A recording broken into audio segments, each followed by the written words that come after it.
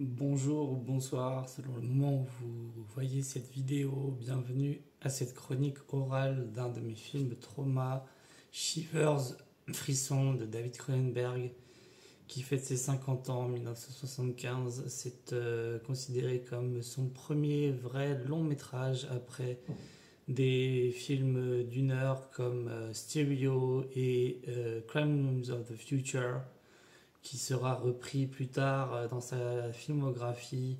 Il en fera un nouveau film totalement inédit. Et je voulais donc vous parler de Shivers en tant que film trauma pour tout un tas de raisons.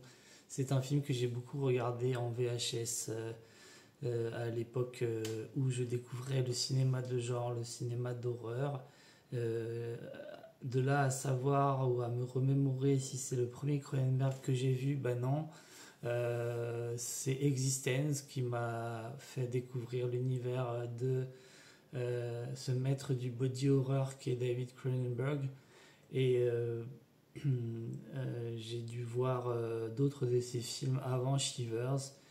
Et de mon expérience, en fait, la qualité de la bande de la VHS était assez moyenne. Il y avait beaucoup de grains sur la bande, et ce qui a fait que je voyais plusieurs fois Shivers d'une manière, peut-être la meilleure manière, c'est-à-dire un film d'exploitation, de série B, une tentative courageuse d'un jeune futur auteur à succès. Et pourquoi donc ce grain a contribué à traumatiser le spectateur, spectatrice que j'ai pu être? Eh bien, c'est parce que le film commence avec cette voix off presque robotique qui fait basculer le film immédiatement dans de l'anticipation sociale. On nous donne in medias res le décor qui va abriter l'intrigue et les personnages. Donc cet immeuble high-tech euh, pour des résidents visiblement aisés. Et cette scène au début du film, donc si vous n'avez pas vu le film, spoiler alert, passer cette vidéo, on voit un médecin au bord de la folie qui agresse une jeune fille, une étudiante, une jeune fille mineure. Donc on a une dimension autour du viol, ce qui rend le métrage très malaisant dès le départ. Puis Cronenberg va mettre en place beaucoup de ces tropes, donc la contamination par un virus. Et là, ici, dans Shivers, le virus est incarné par une espèce d'étron, de sangsue, on ne sait pas trop, un mélange des deux, qui s'attaque aux gens de manière sauvage, ne leur laissant aucune chance de s'en sortir malgré la petite taille de la créature. Donc Shivers est un film de monstres. Il y a un monstre et ce monstre met la misère en fait aux habitants du gratte-ciel. Que dire d'autre par rapport à mon ressenti de mémoire? Eh bien, il y a du gore, mais pas du gore second degré qui pourrait vous faire ressentir du fun devant le film. Le film est des ténèbres assez puissants. Le gore est vraiment utilisé pour choquer. Il y a toute une thématique autour du couple, le couple qui va mal, une dépiction de la misogynie et une mise en accusation des dérives autant sectaires que des dérives scientifiques. avec des personnages masculins qui pensent avoir la science infuse, mais qui ne se rendent pas compte qu'en fait, ils sont en train de favoriser un élément d'autodestruction pour l'humanité. Donc Shivers, c'est un mélange assez savant entre le film érotique, le film de zombies, puisque en fait les personnages se mettent à vouloir désirer ou se mettent à avoir un appel pour la chair d'autres humains. Donc on a presque du cannibalisme, à la différence près que ils désirent du sexe en fait. Et du coup ça crée un mélange assez hardcore entre différents films de genre. Et ce qui m'a trauma, c'est le côté graphique explicite de cette folie furieuse qui atteigne les hommes et les femmes, y compris les enfants. Donc tout le monde prend extrêmement cher dans ce film. Et la fin du film, je ne veux pas en parler elle est assez importante dans l'impact qu'aura le film si vous le découvrez un jour. Mais c'est vraiment une fin ouverte, sombre as fuck. Et le film est assez bien monté parce que il n'est pas trop long, il dure 1h30 environ. Et malgré des moments un peu verbeux où les personnages dialoguent et il y a un peu de la surexposition linguistique plutôt que de montrer par les images, c'est pour cela que j'ai abaissé ma note à un 4 sur 5 bien solide, alors que dans mon souvenir j'avais mis 4,5. Je ne sais plus pourquoi j'avais mis 4,5, mais sûrement parce que c'est un Cronenberg méconnu qui mérite d'être découvert.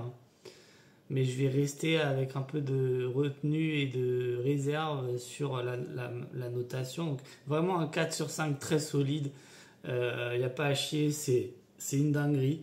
Qu'est-ce que je peux vous dire par rapport au film que j'ai appris grâce à l'excellent podcast canadien Sleazoids. Donc c'est intéressant d'écouter Sleazoids parce que ce sont deux Canadiens qui regardent beaucoup de films, que ce soit des films canadiens, des films du monde entier et aussi beaucoup de films américains. C'est qu'ils ont ce regard extérieur et qu'ils ont toujours une manière d'aborder l'exercice de la critique avec juste leur ressenti, mais ils font également des recherches sur le making-of des films, ce qui fait que j'ai découvert dans Sleazoids, l'épisode dédié à Shivers, que le film Shivers a été financé par le gouvernement canadien pour seulement 400 000 $, ce qui est vraiment une bouchée de pain.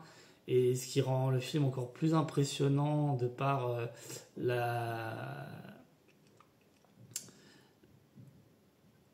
comment dire,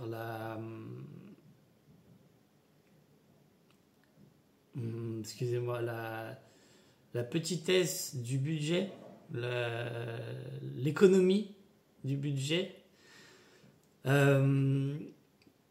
Il y a également un constat que Shivers précède deux films de virus d'invasion du corps que sont Alien 1979 et Nightmare on Elm Street. Il y a d'ailleurs une scène dans Shivers qui annonce clairement Nightmare on Elm Street. Il y a également le côté science-fiction dont je parlais initialement, d'après l'œuvre de J.G. Ballard, le romancier de Grande-Bretagne qui a écrit le livre High Rise, adapté par Ben Wheatley il y a pas longtemps.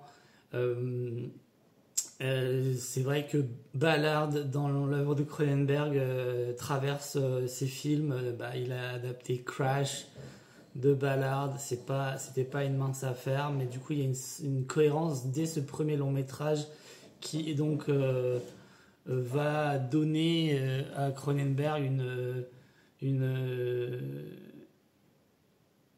une ossature thématique bien ancrée, notamment dans les thématiques autour de l'amour et la mort, qui sont souvent chez Cronenberg consubstantielles. On peut penser à son dernier film The Shrouds, qui est clairement un film sur l'amour et la mort qui se fusionnent. Sleazoids mentionne que la fin de Shivers peut être comparée à des fins dans des films de Romero, notamment La Nuit des Morts Vivants. Je parlais du genre de zombies. Il y a également quelque chose de passionnant, c'est la satire sociale chez Cronenberg, avec de l'humour très noir, un humour macabre qui se fout de la gueule des gens mondains. Donc je vous ai dit que les habitants de cette tour sont assez riches. Donc il y a clairement un debunking des figures capitalistes, et Cronenberg en sous-texte se positionne clairement en tant que cinéaste social, presque socialiste.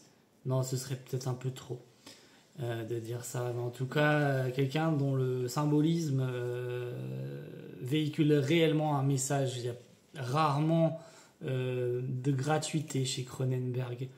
Voilà pour ce que j'ai pu récolter comme info. Je crois que j'ai oublié un truc.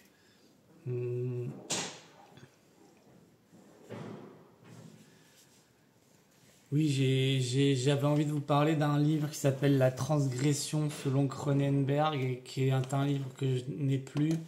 C'est édité aux éditions Playlist Society, et c'est écrit par Fabien Demangeot, Demangeot.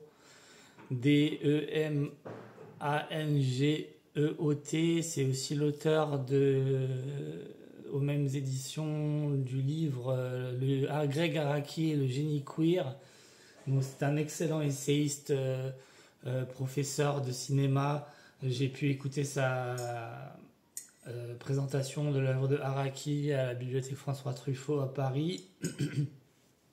Et je ne saurais trop vous conseiller excusez-moi, de lire La transgression selon Cronenberg. C'est un excellent essai. Il est synthétique, c'est-à-dire qu'il ne fait pas de critique chronologique. Il croise les différentes thématiques de Cronenberg dans les unités thématiques qui peuvent être tirées d'une œuvre comme celle de Cronenberg.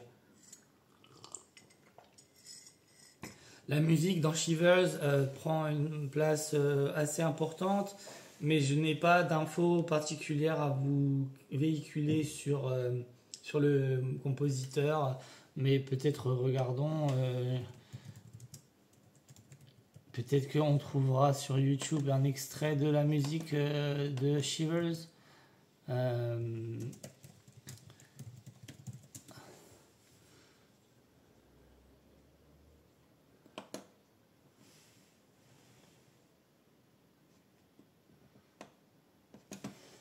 Ouais. Je pense que c'est introuvable. Donc ce que je peux faire, c'est peut-être vous faire écouter la bande annonce, comme ça on aura un peu d'illustration sonore pour le film.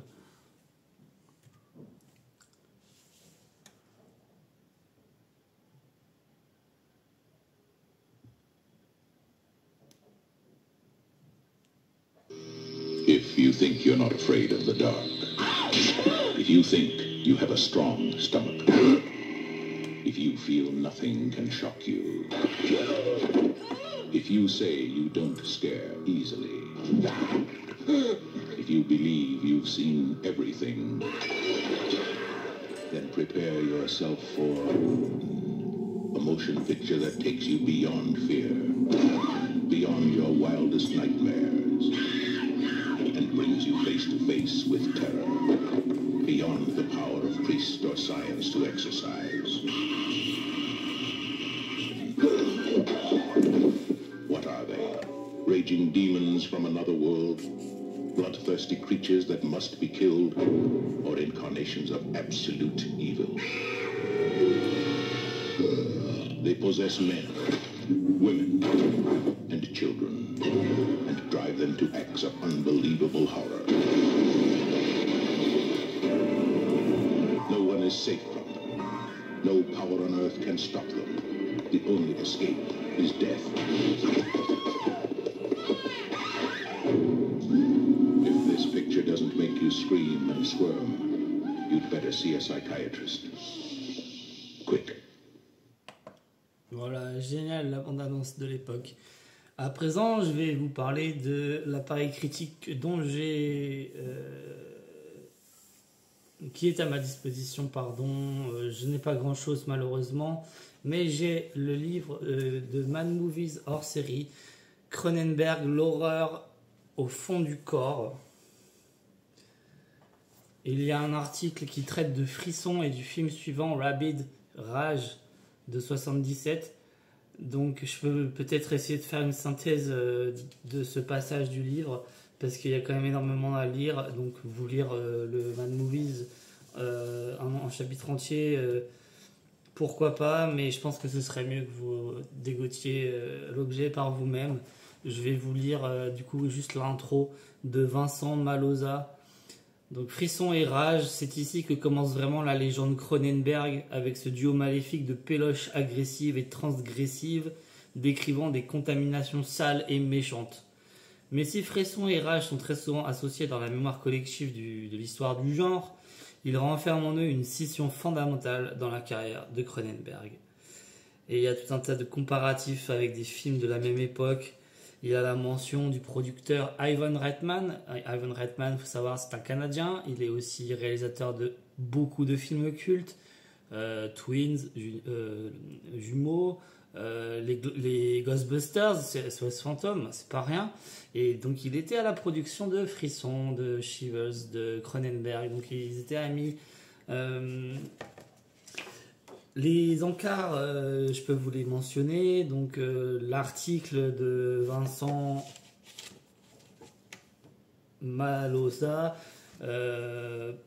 structure son propos autour de notions du type dans les entrailles du cinéma d'exploitation. C'est clairement un film à voir en pellicule, avec du grain, avec une ambiance dans la salle, presque un midnight movie en fait. Deuxième encart, comme à la maison. Bon, comme j'ai expliqué, il y a une invasion de l'uncanny dans l'ordinaire.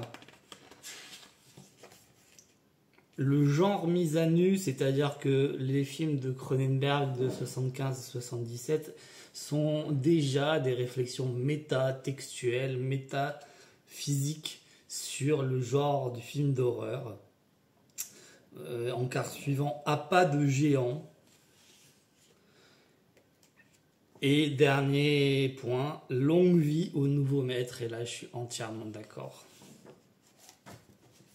Pas que j'étais pas d'accord avec le reste, mais donc vous pouvez retrouver cet article dans le Mad Movies hors série, David Cronenberg, l'horreur au fond du corps. Ça date de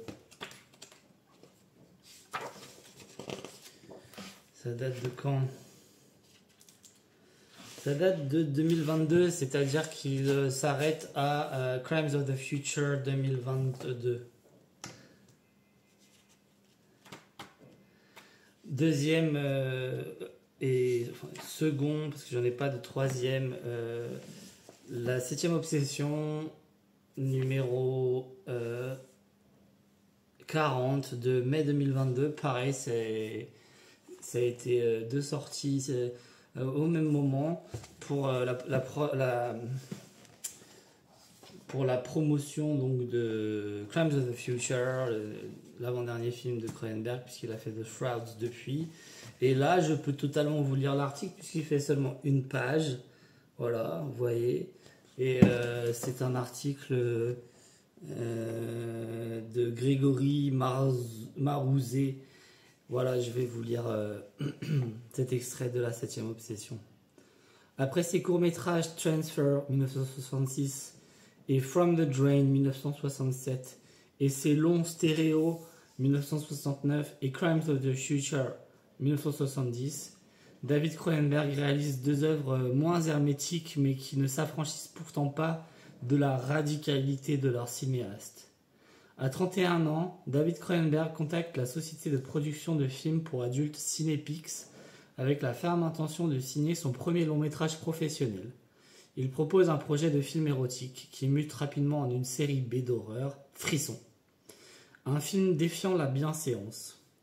Le tournage de Frisson, produit par John Dunning, André Link et Ivan Reitman, futur papa de SOS Fantôme, débute à Montréal le 21 août 1974 pour s'achever 3 semaines plus tard.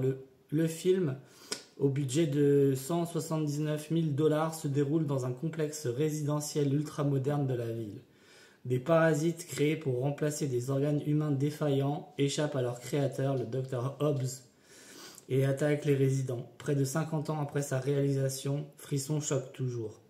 Dans la première séquence, Cronenberg filme en parallèle l'arrivée d'un couple en recherche d'appartement, tandis qu'une jeune femme se fait agresser par le Dr Hobbs dans une chambre de la résidence.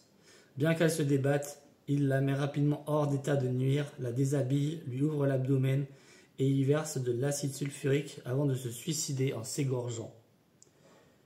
Par ces images d'une violence inouïe, Cronenberg annonce la couleur. Il ne va pas caresser le spectateur dans le sens du poil. Commence un film choral dans lequel les contaminés transmettent par la bouche les parasites présents dans leur estomac. Cronenberg invente les facehuggers et chestbusters 4 ans avant Alien de Ridley Scott. Toutes les obsessions du cinéaste sont déjà là. L'horreur intérieure, les mutations physiques, les excroissances, les sexualités déviantes. À la fin de Frisson, les résidents, pris d'une fureur sexuelle destructrice, quittent le complexe et s'en vont contaminer le centre-ville sur une musique apaisée. Plus que ces images crues, des enfants sont tenus en laisse, une petite fille transmet le parasite à un homme en l'embrassant sur la bouche. Barbara Steele, la star iconique du Masque du démon de Mario Bava, se voit infectée par le vagin en prenant un bain. C'est l'idée même d'une pandémie libérant une société occidentale de ses névroses et frustrations de tout type qui laisse exsangue. Frisson, film d'horreur ouvertement politique, charge furibarde contre l'establishment et le conservatisme, annonce le zombie de George Romero, ses attaques envers le consumérisme, sa radicalité punk. Quand un critique de cinéma révèle que le film est le premier produit par des deniers publics canadiens, le scandale éclate. Comment l'État peut-il financer cette œuvre défiant toute bienséance? En raison du scandale, Cronenberg met 2 ans pour réaliser Rage, son long métrage suivant. Et je vais m'arrêter là parce que la suite de l'article parle de Rage. Et donc, dans la petite analyse que je viens de vous lire, il y a un nom qui ressort, Barbara Steele. Barbara Steele, c'est une actrice britannique qui a travaillé donc avec Mario Bava, qui a travaillé avec Riccardo Freda, d'autres auteurs de cinéma d'horreur gothique italien. Et donc, passé les années 60, où c'était une resta de malade, elle revient en bombinette avec Cronenberg, qui en fait est venu la chercher lui-même en Californie pour qu'elle lise le scénario. Et pourquoi je parle de Barbara Steele? Parce que vous avez compris que je l'ai vue en vrai. Elle a présenté Shivers, Frisson à l'étrange festival. C'était le 3 septembre 2025, un moment incroyable parce que après nous avoir montré et présenté le spectre du professeur Hitchcock en édition restaurée 4K, un boulot de malade, elle nous a introduit vers 22h, donc Frisson de Cronenberg, avec sa gouaille, sa classe internationale, sa gentillesse et son brio. Vraiment, c'est une femme extraordinaire d'intelligence et de respectabilité. Vraiment, chapeau à Barbara Steele qui a une carrière de malade. Et donc, ce que je vais faire avant de vous laisser avec Barbara Steele, dont j'ai enregistré l'intervention à l'étrange, c'est du coup vous lire le prospectus de la 31e édition du étrange festival. On va dire c'est mon second.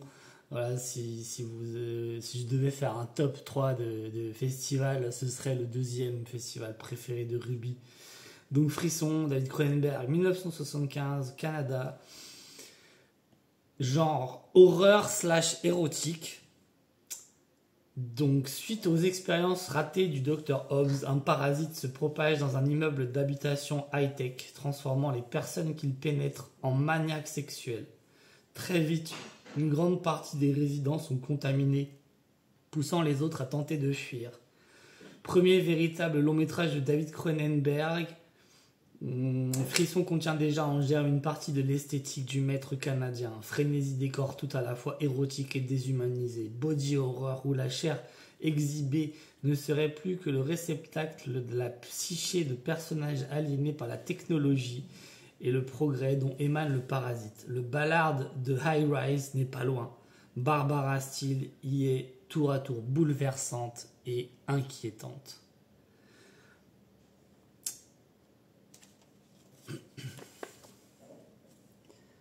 Petite affiche vintage. Donc tout de suite, vous retrouvez Barbara Steele qui présente Shivers et je vous retrouve après ça pour le mot de la fin.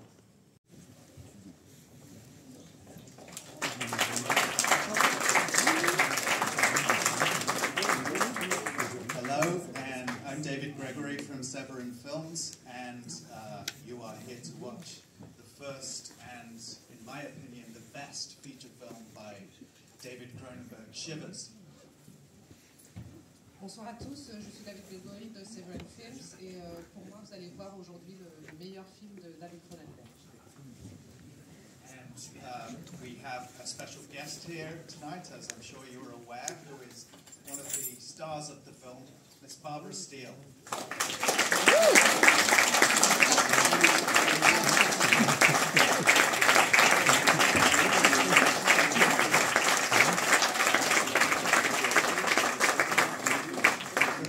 When you made this movie, David Cronenberg was not the David Cronenberg that we know today.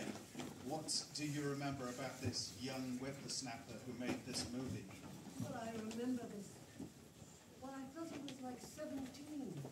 He was so skinny and intense and very young. I must have been like 26, and he must have been like 24.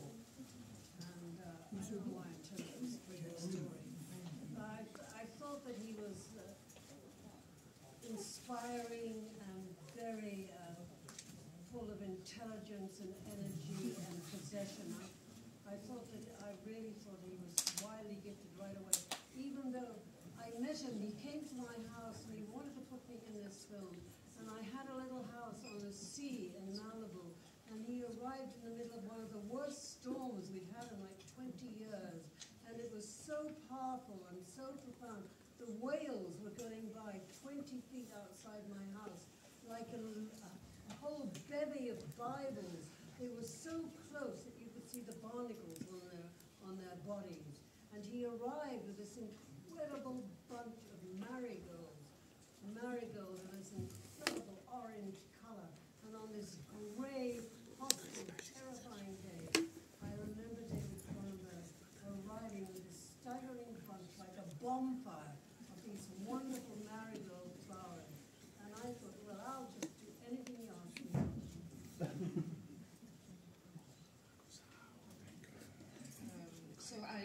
Je me souviens que j'ai eu l'impression, David Cronenberg, qu'il avait 17 ans, tellement il était mince, intense, jeune. Je devais avoir 26 ans à l'époque et lui peut-être 24. Mais je l'ai trouvé de suite très inspirant, intelligent, doué. Et il est venu chez moi pour me parler du film. J'habitais une maison à Malibu. Simplement, quand il est venu, c'était lors d'une des pires tempêtes que nous avions eues. Et je me souviens qu'on voyait les baleines très, très, très près. On voyait les vagues. Et il est venu avec un bouquet de fleurs vraiment magnifique qui m'a fait dire que je n'allais rien pouvoir lui refuser. What do you remember of the Starliner Towers where it was shot? Oh, I think it was shot I believe it was, I know it was in Canada, it was in Toronto. And, no, Montreal. Was it Montreal? But I think it was a Mies van der Rohe building that was oddly built in this kind of derelict parking lot. This huge, brilliant building, but standing there, and we shot this movie there. It was very, very, very, very tense. Et voilà.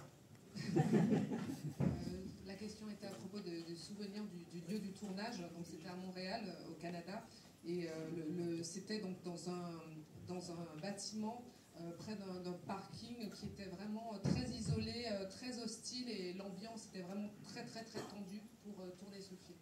Voilà. And what about the woman who you acted opposite? What do you remember of her? Well, I thought that she was wonderful. What was her name? Does anyone remember the name of the wife of the main guy? Vous vous Well, souvenez? unfortunately, she had an appalling flu, and I had to kiss her. And this was like, I mean, I really had to kiss her. I've never had to kiss somebody with a raging flu before, especially a stranger. So it was very, somewhat awkward. I thought that she was very appropriate in that film. Very Cronenbergian. Very Cronenbergian. Alors la question est à propos de la femme qui jouait en face d'elle, qui jouait la femme du personnage principal. Et je me souviens qu'elle avait une grippe horrible et que je devais l'embrasser. Et c'est vraiment très bizarre d'embrasser quelqu'un avec ce genre de maladie, avec une telle grippe, surtout quand c'est quelqu'un que je ne connais pas.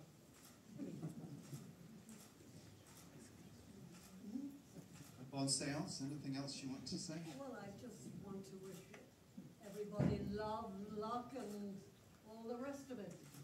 Thank you. Je vous souhaite de l'amour et de la santé.